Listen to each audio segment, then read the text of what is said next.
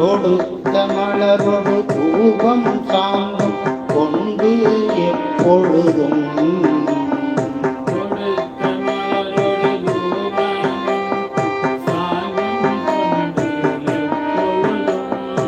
அடுத்து வணங்கும் அயனொடு மாலுக்கு காண்பறியா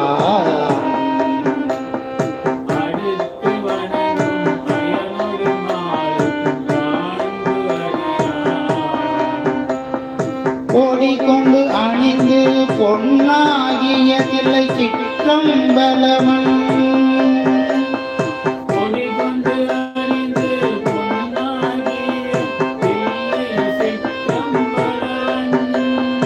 உடுத்த துறை கண்ட கண்